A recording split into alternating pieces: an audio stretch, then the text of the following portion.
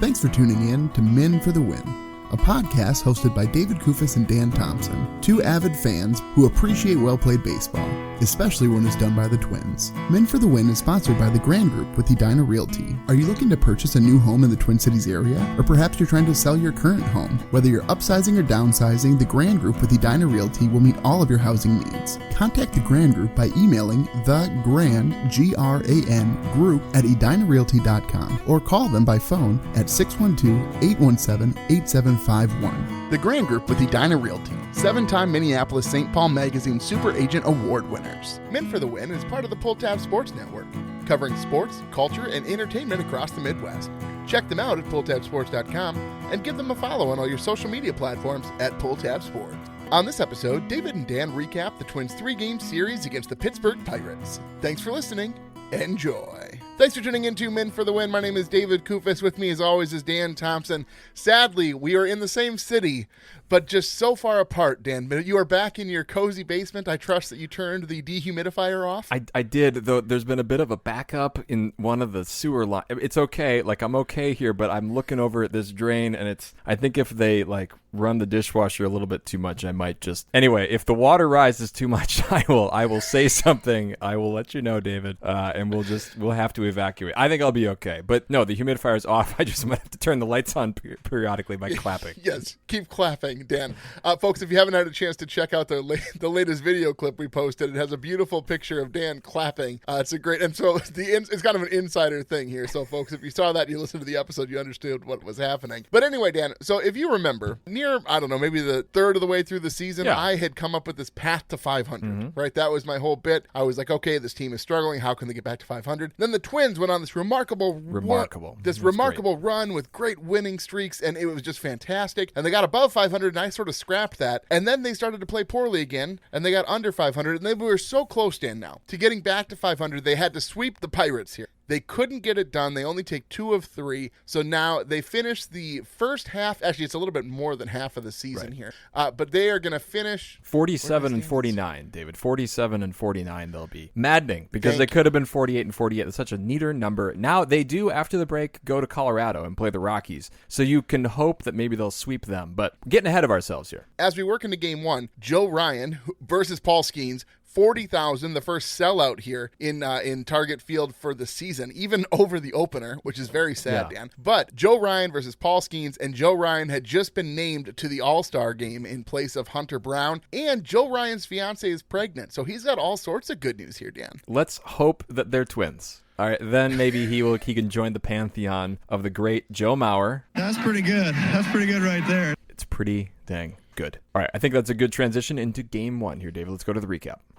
Series recap. As you said, huge crowd, season high 40,100. There was the Skenes-Ryan matchup that got moved up a day, which bummed me out because I was kind of thinking I might see that if it was on Saturday. Then the Nelly concert, Hogs was there. He was very excited. We maybe should have had him on here to tell us about the whole thing, but what a baseball game. A very fun game to watch and a very close game, which makes it feel that much more real. You know, like when teams build this up, when marketing departments go out of their way to be like, it's a battle of the aces. Like, were you not at least a little concerned that it was going to be like a 9-4 Twins loss or Twins win, where like there wasn't going to be this great matchup we had seen and been told it was going to be? Totally. And there was a rain delay that kind of kicked it back about a half hour, but the pitchers delivered. Joe Ryan, he dealt with a lot of traffic, but that's kind of maybe part of Joe Ryan, right? As he gets out of jams, he muscles through it. He only goes 5.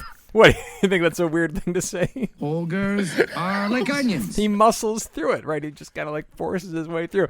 1 earned run, 5 hits though, 2 walked, 5 strikeouts, 86 pitches. Felt like that was enough. Paul Skenes was good and clearly better than Joe Ryan. I think Paul Skenes is a better pitcher. We'll get to that. Don't bury the lead here, Dan. We got to talk about this. Well, I am burying the lead if we don't. Anyway, but he still goes. Yes, bury the lead. Sorry, Dan. Let me rephrase. Please bury the lead here. But he only goes 5 hits, 2 earned runs, no walks, 6 strikeouts, number of soft contact hits, kind of the Brooks Lee hit. That was very indicative of the contact. But one big one, it's a 2-run homer to Larnach that I think was still going up by the time that it went out at right center. But that was big because that gave the Twins a 2-1 lead after Ryan had given up a run earlier. Well, okay, prior to this happening, Byron Buxton's on first. Willi Castro's at bat. And he hits a ball that at first, Dan, I thought was going to be called a foul ball because the way that Willi sort of went down to a knee. But no, it was a fair ball that went into the field of play. Buxton is absolutely trucking to second base. He is going as fast as he possibly can. So they throw to second. They don't get Buxton. He beats the throw to second. And so you're expecting a relay to first. But because of the delayed throw to second that allowed Buxton to reach safely, the second baseman didn't turn to throw to first base. So then you have the one-time, one-day, 24-hour twin, IKF, screaming at the second baseman to throw to first because Willi Castro is basically just hanging out at home plate. And so they get the out at first. So it should have been a 3-1 ball game because then Larnach hits a home run. But instead, Willi Castro was just hanging out at home because he thought that he hit into a double play and he was sad about it. There he is beating that dead horse. I mean, What No, force I mean, am I beating here? No. I just think it's more that I feel like we say this about Willi a lot. Like his effort is just not there when you need it to be. And you look at the replay, and he did not get hit by the baseball. He maybe twisted his body a little bit, but my goodness, Willi, get your act together. Get up and go to first. It was a perfect dichotomy though, Dan. Like you could use this as an illustration to show your students, like show a difference here in effort. Yes. Right, so you have Buxton going all out to get to second to try and beat the throw to stop the double play, and Willi Castro, who's having a tea party, a little, what do they call that? A pity party, not a tea party, Dan. A pity party at home plate. Ogres are like onions.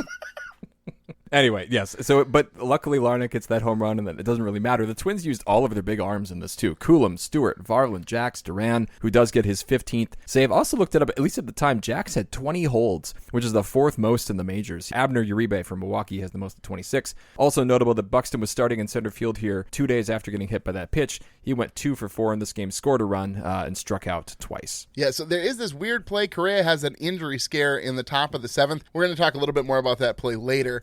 Long story short, Correa is fine. He played on Sunday. He was out in the field. He looked healthy. When it happened, Hogs texted, and he's like, does it look bad? Does it look bad? And I got to be honest, Dan, I watched that quite a bit, and it didn't look bad to me. Like, I kind of thought he played it up a little too much. I don't believe that man's ever been to medical school.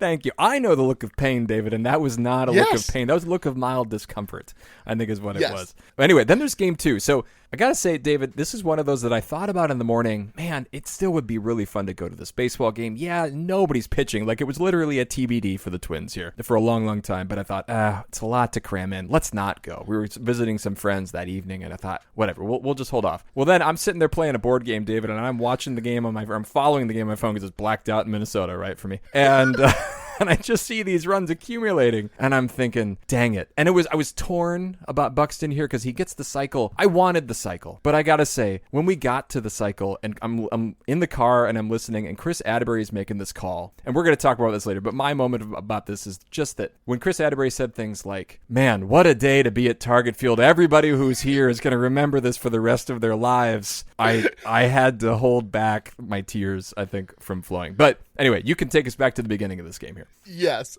So Twins do win this one 12-4. A bit of a bullpen game, as Dan had mentioned, and sort of a bullpen versus bullpen. Like, the Pirates had a length guy, but it's a little bit confusing how everybody was going to be used. The Twins pitchers, I'd say pitch better, certainly, but Adams for the Twins makes his second start, or second appearance, I don't know what David. You call this. I don't know.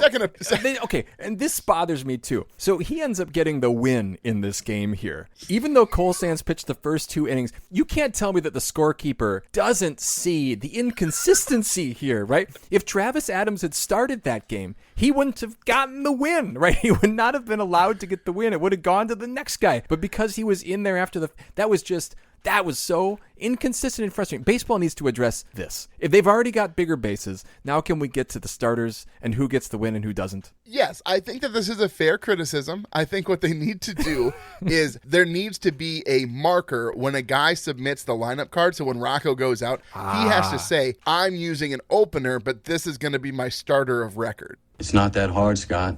Tell him, Wash. It's incredibly hard. Why don't they let us join here? David, we have avoided talking about all of these for some reason. Please take us through the play-by-play. Yes, sorry. So Adams' numbers here, not bad. 4 innings pitched, 1 earned run, 1 walk, 3 strikeouts, and a home run given up. But the Twins, Dan, they score early in offense. Bottom second, the offense accidentally turned on easy mode in MLB The Show, where it like shows you where the pitch is going to be, and you're basically just tracking. But Lewis walks, Francis hit by a pitch, Clemens with a 3-run shot, and a bat flip that Roger Clemens loves praising his son's bat flips on Twitter. That's like the only thing he does, I think, on Twitter, is he just, anytime his son hits a home run, he's like, I got to post that clip as fast as possible. Buxton triples, Castro with an RBI single, Larnach walks, Jeffers with an RBI single, Lee with an RBI double, and then when all of the dust settles, the Twins are up 6-0. And at this point, Dan, you're thinking, well, what's the point of really being at the ballgame? The Twins are going to win this one big. Well, bottom third, the Twins pick up where they left off. So France walks, Clemens with a single, Buxton with an RBI double, and if you're paying attention, folks, Buxton had a triple earlier, Castro then with an RBI single, Larnach with a sac fly. So the Twins are up 9-0, and after 3 innings, Buxton is only a home run shy of the cycle, which is sort of crazy to think about. But then Wallner, Dan, hits a solo shot in the bottom of the 6th to put the Twins up 10-0, and our beloved Wallner, our moose, Dan. Yeah, that's a moose. Yes, but a very cute moose. Make all the boy moose go, wah! That's a great sounder.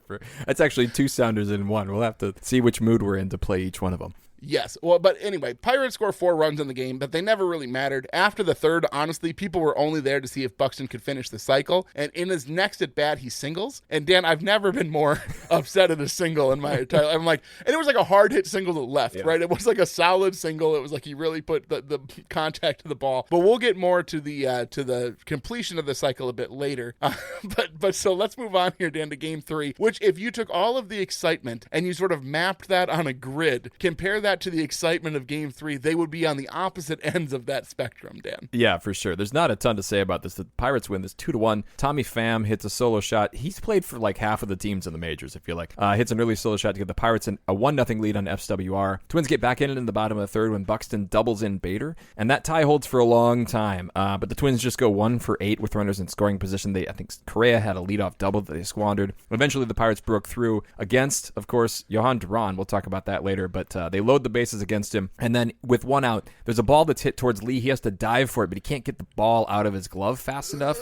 I know. And so all he gets is the run, is the out at first. Run scores, again, Pirates take a 2-1 lead, and then Correa gets on to lead off the bottom of the 9th, but David Bednar gets the next 3 outs, and so the Pirates get the win. They go into the break with a winning streak, and the Twins go into it with a loss. That's a little bit optimistic to call it a winning streak. It's not a streak if you only win game. one, Is that not a streak? I guess maybe that's no. You could call it like they go in with the potential to have a winning streak on the other end. Like you couldn't say 1-game win is a streak. But and one quick thing I did want to point out though here: Andrew McCutchen is very old, but he's still very good at baseball. And he, Dan, I don't know if you know this, he is the last active player who has played a game in the Metrodome. Can you believe that, Dan? That really does make me feel old. I remember sitting in the baseball seats at the old Metrodome, so good on Andrew McCutchen. Now, Dan, do you remember those seats because of the milk jug that was in? I loved the milk jug, right? It would explode every time they hit a home run. That was, or maybe it didn't explode, but I wish that's it what had. you wanted Yeah, to have that's what I happen. wanted Yeah. to do. That's right. We've had this conversation. For the number of times we've had this conversation, Dan, you think you'd remember at least what actually happened versus what you wanted to have happen. But the reason I even bring that up, Dan, is because I know when my kids need milk, there's only one place I go, Dan. And it's Cub Foods. And with summer here, it's prime grilling season, a time to gather the neighbors for a good old backyard barbecue. Cub Foods is your one-stop shop for all your grocery needs. With everyday fresh products and a wide selection, you'll be in great shape to host the next grill out with all your backyard essentials. Grab your fresh produce at deli meats, party trays, and bakery all in one stop. With over 100 locations in Minnesota, check out your local Cub Foods on your next shopping trip for all of your summertime essentials. Touch 'em all, Kirby Puckett! Puckett's Picks winner. I was actually just at Cub Foods. We got tortillas to make tostadas tonight, so they're good for that too, David. Perfect. All the reasons to go to Cub Foods, Dan. There's so many. Well, it's sad here. We have to give Hogue some props for believing that Buxton was not going to just sit this series out. He takes the victory and the bonus. Buxton scored 16 points. Hogue takes the victory. The rest of us, Dan, you total everybody else. We don't get.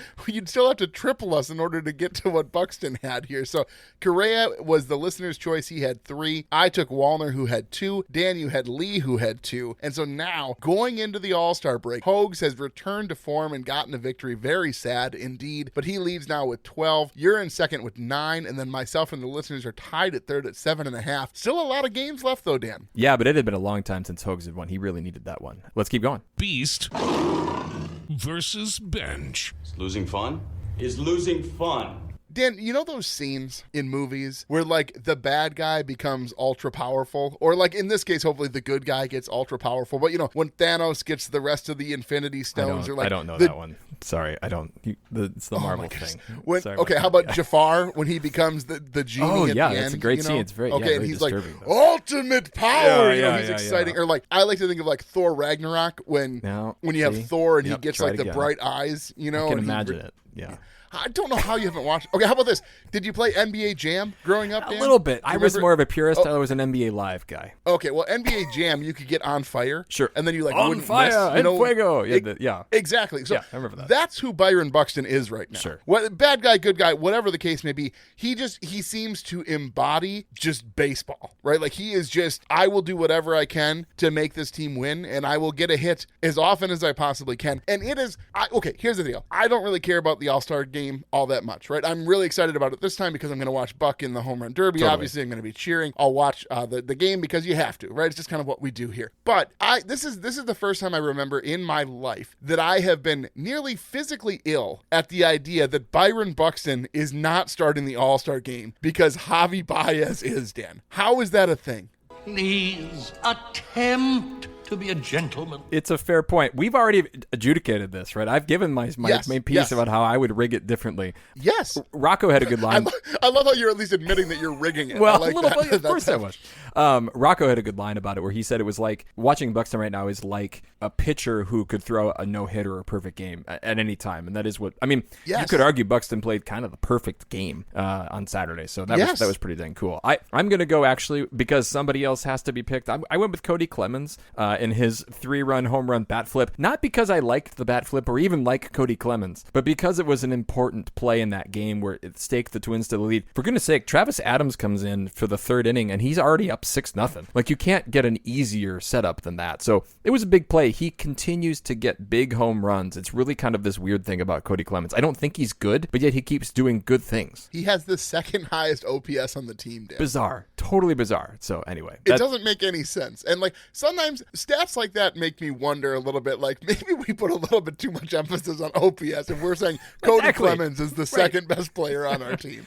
For my bench, I went with Duran, actually, for just kind of not being able to lock down game 3 there. Yes. It's a tough spot. The bullpen had been really good, and I could argue I could have given it to the whole lineup for what they didn't do prior to that against the Pirates, for goodness sake. But Duran has the tendency every now and then to get into trouble with soft contact and hits here and there, and it came back to bite him in game 3. I want to talk more about the bullpen usage here in a moment, but for my bench here, before we get there, I'm going to go with Royce Lewis, Dan. 1 for 11, came up in some big spots, and honestly, in game 3, if you had the Royce Lewis when we see Royce Lewis at the level that we know that he can reach, You were the chosen one. he would have scored a run today, Dan. Mm-hmm. He would have knocked a run in somehow. He would have stolen a base. He would have done something if he was the Royce, the I'm him guy screaming that as he's rounding first base. If that guy was out there, he would have made sure the Twins win this game and they go in at 500 to the All-Star break. He's got to get back to that somehow, Dan. I'm hoping he does. A little preview of Puckett's picks a little bit later, David. But let's move on here to the rewind.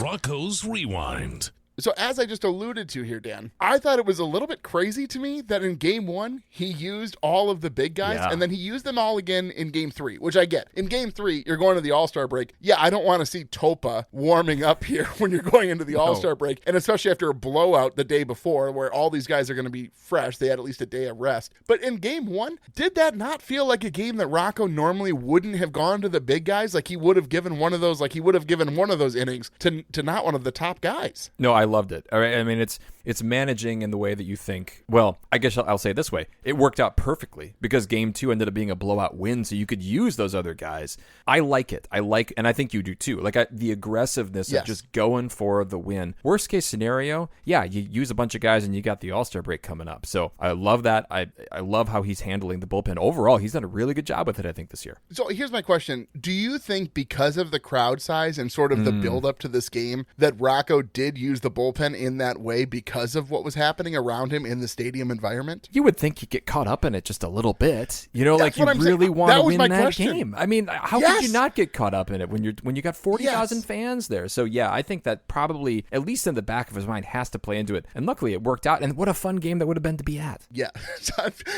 Yeah, we used up I know. all of our credits with our wives. We went to 2 games. We tried our best. It's just there's only so much we can do, Dan. I'm not a witch, I'm your wife. Gotta be careful about using that one in the context.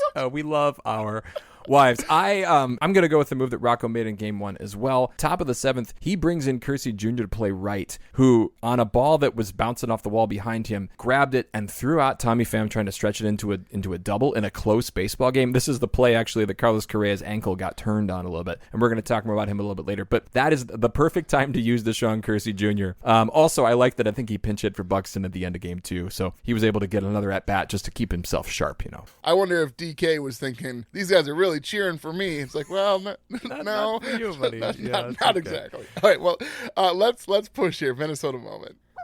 Minnesota moment. Okay, we have to set the stage here a little bit. Again, Buxton needs a homer in order to hit for the cycle. Also, to remember, today is Buxton's Buck Truck Bobblehead Day. Yeah. Like, this is a day that's about Byron Buxton, which, Dan, we don't have the sounder cut, but great moments. You have a better, can you do your great Herb moments. Brooks? Yeah. Are born of great opportunity. That's not a great Herb Brooks either. That was Russian, if anything.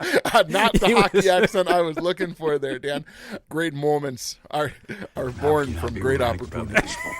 Anyway. This is bad. Yeah. Enough. Moving on. Anyway, so it's crazy time here. Buxton is already just a home run away from the cycle after 3 innings. It's the bottom of the 7th. He might get another at-bat after this, but we're not exactly sure what's going to happen. So everybody's hoping that Buck is going to do it. And at this point, the Twins are up so big, he's not trying to get a single here. No. Right? Like, it doesn't, in a lot of games, yeah, the cycle, it's a weird stat. You'd rather hit 4 home runs. We get it. But at the same time, this is the moment you want Buxton at the plate where it doesn't matter what happens. The Twins are up big. The game is done. So all you need to do is hit a home run, and he's getting primed for the home run derby, which just makes this scene so beautiful, Dan. So it's an 0-2 count. And I'm thinking, well, he's swinging big, and the Pirates aren't just going to give him a home run, which is a little bit of a bummer. I mean, we wouldn't want him to do it, but you know what I mean. Yeah, like, yeah. They're still pitching to him. 0-2 count, though, Dan. Curveball stays up at 79.8 miles per hour. Buck hits it 427 to straightaway center to complete the cycle. 5 for 5 on the day. And before, Dan, he even gets a chance to come out for his curtain call, we get to your moment. Well, yeah, so then listening on the radio, they're talking about how Willi Castro's taking a step back. The fans want the curtain call. The fans want him out. And there's a high drive to left. And Willi Castro's rounding the bases, and he's hit a home run. I'm like, Willie, what are you doing? Step back out. Let Buxton have his moment. But instead, Willi Castro has to show his lack of timing once again. Steps into a curtain call. Come on, Willie. Hang on. Just so we make it clear, you're advocating that Willie should have had a pitch clock violation, taken a strike. Absolutely. Absolutely. You take one. You're up 12-4. We're 11-4. It was soon to be 12-4. But like, did Willie have a bet on this game? I shouldn't accuse the man. Okay. No, okay. I don't know what sort of bet he would have that would lead to any of these circumstances happening. But it was funny. It's kind of funny that you say this because I was listening to the radio to the first half inning on the way home today. I had a meeting after church, so I was getting home kind of late. Well, so Dan Gladden was talking about how the umpire could have allallowed a little bit more time there for Buck to have a curtain call. And so I don't think you just put the onus on Willi Castro to not only just like realize what was happening or ask the ump for time. You're like, you know what? No, Willie, just get a strike anyway, just so Buck can have his curtain call. I mean, it's just as well. Does Willie really need 3 strikes to hit a ball up the middle and go to his knee and then start crawling to first base? I mean, come on, Willie. Okay. I have been accused of being too harsh on Willi Castro, Dan, but my goodness, you are just coming at him from all angles so today. Frustrating. His sense of timing is terrible, right? He doesn't run out a ball to first, and then the next he tries to upstage Buck by hitting a home run too. He's very insecure. You are painting that in just the absolute most negative light.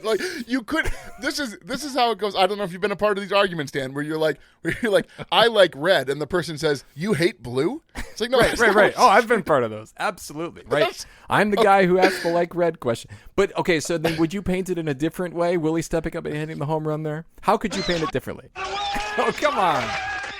No, we're going on, Dan. All right, fair enough. I just don't know how it can get any better. Mauer's Musings. Okay, so you sort of gave your answer already. Well, I Dan. did, yes. But my question is, you're Joe Ryan, okay? You're battling traffic.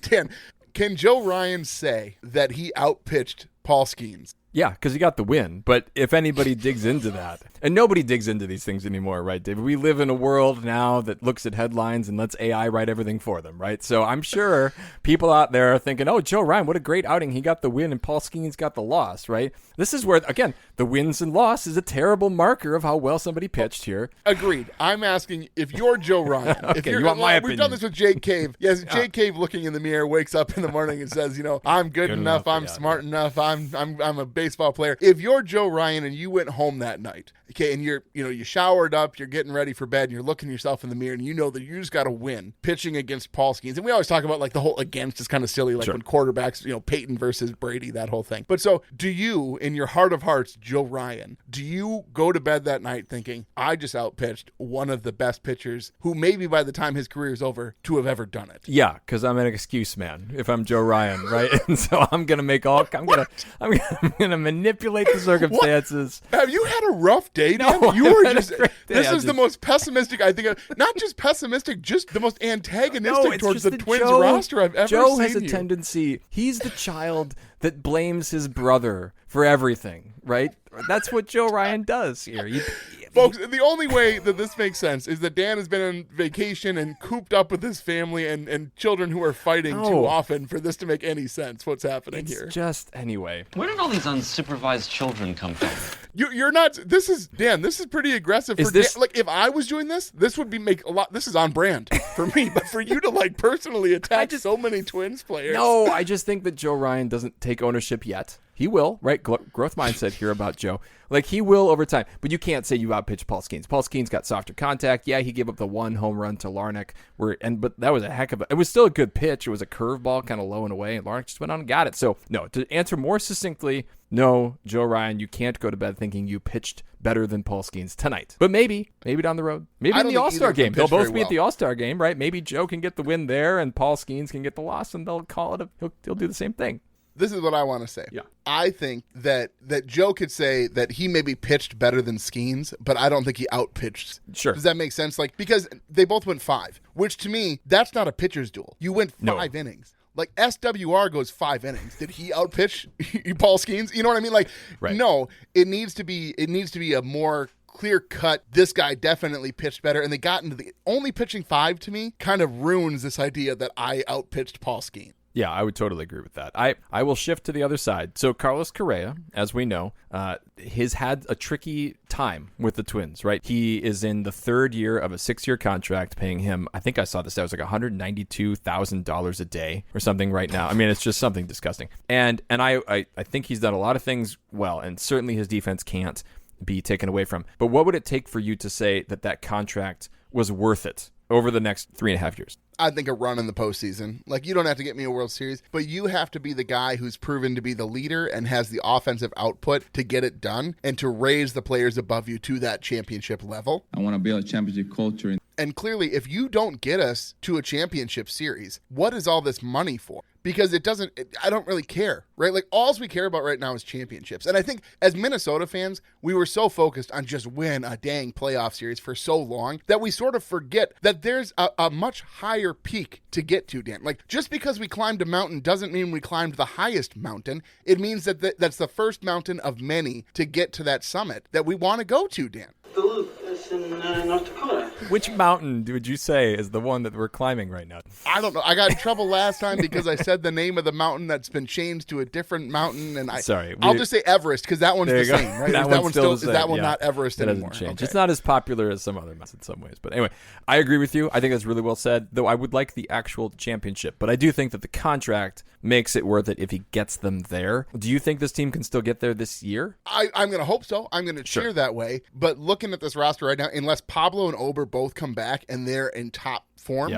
and you figure out what's happening at first base between Cody Clemens and Ty France. There's just so many things need to go right. Royce needs to get back to form. Pablo and Ober have to come back healthy. Ty France either needs to turn it around or you need to trade him and figure out who's going to be at first base, whether that's Miranda or Julian. Somebody can come up with some pop. Brooks Lee needs to figure out hitting from both sides of the plate. Luke Keeschel needs to come up and produce again like he did. There's so many things that need to have happen to make this team really competitive. The only thing you could say right now that you can check the box is Byron Buxton is maybe the greatest baseball player on the planet when he's playing right at this moment. That's a good moment, actually, to mention just a couple of the stats about his cycle. It was the 12th Twins player to get one, the first cycle actually at Target Field by any team, and the Twins' first cycle since 2019, which was done by Jorge Polanco, Michael Kadire. There was a good, if you look at the Star Tribune, they have the whole rundown there, going all the way back to, I believe, it was either Tony Oliva or Rod Carew, actually, who did it for too early on. So, elite company, to say the least, for Byron Buxton. All right, well, let's go here, Dan. Let's go ahead and grade the series. Series grades. I got to give him a D here, Dan. I don't know that I really care that they won the series because you had the opportunity to get back to 500 at the All-Star break. You squandered it against a team that averages like 2 runs a game. Like, that's not even an exaggeration. They don't score runs. Look at how many runs they scored in this series. The only reason they scored in Game 2, 4 runs, is because you pitched nobody. You might have always had Jonah Bride out there throwing pitches. He's in AAA now, but yeah. Yeah, it doesn't matter. Yes, I know he's not on the roster currently, Dan, but I'm just saying, to me, you had to get this sweep done just because of the momentum boost that you would have going into the All-Star break, knowing that you're starting with a record of 0-0 heading into the second half. It's a mentality thing that I think would really help the players. Well, that's interesting. My grade's a lot higher. So momentum, I gave him a +1, mostly just because Byron Buxton had such a great series, and I think that has got people excited about this team. Decision-making, we talked about how all the things that Rocco has done. I gave him a +2 on that. The stars, Buxton, and even Correa actually had a pretty good series, all things considered here. So I gave him a +2 there. The mid's a +1. Youth, a +1. I could maybe stretch that down to a 0, but, Varland has continued to pitch super well. SWR did what they needed. Wallner hit a home run, for goodness sake. So that comes out to a 22 out of 25, which is a B+. So, David, you could potentially call this, I don't know, an okay start to the season. Now, it's kind of a new start after the All-Star break. But after a slow start to summer here in Minnesota, the sun is finally out too, and we have perfect new sponsor to celebrate. It's Rave Sports. It's your one-stop shop for all things water sports.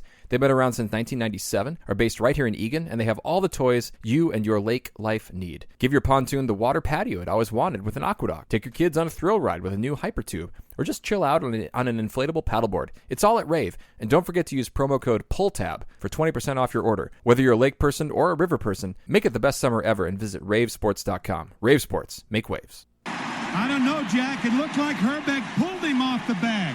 Herbie's headlines.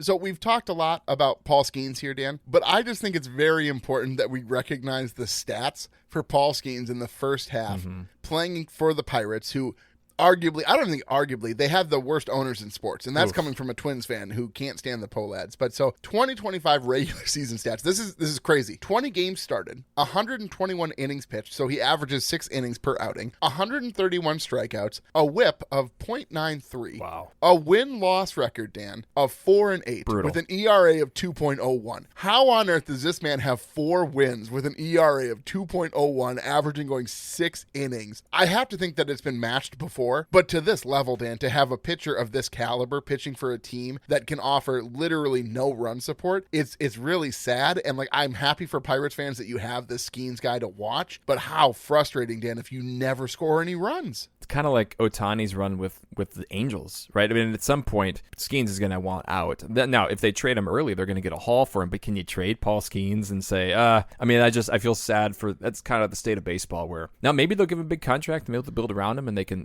Pittsburgh has had some good teams, but it's been a long time since they had some really good baseball teams. Agreed, Dan. Well, the other note here, I'll let you talk about your guy. Yeah, so Cal Raleigh hit a couple more home runs. He has 38 now at the All-Star break. He's right up there with Aaron Judge and all the MVP conversations. And also another team that the Twins are chasing actually in the wild card is the Red Sox. They've won 10 games in a row going into the break here. 4 teams in the AL East are over 500. So the Twins, again, they're still there in the wild card. They are currently, they're 4th in the not yet in the wild card list. So it goes Yankees, Red Sox, Mariners, they're in. Then the Rays, Rangers, Angels, and Twins. And then the Royals and the Guardians all within 5 games of that last wild card spot. So this could be an interesting at least month or two here to see which of those teams last and which of those teams do not. Now, Dan, hey, the Red you Sox changed your hats. Look at that. I can't. I left mine at home, so I can't put mine on right now. I put my Red Sox hat on, Dan, my Green Monster Red Sox hat to celebrate the Red Sox 10-game winning streak. And you can bet, folks, if your Twins do not make the postseason, you know who I'm rooting for. I'll be wearing my green hat till the cows come home, Dan. All right, let's go forward here. Let's make our picks for the Rockies series after the break. And we'll see you tomorrow night. Puckett's Picks.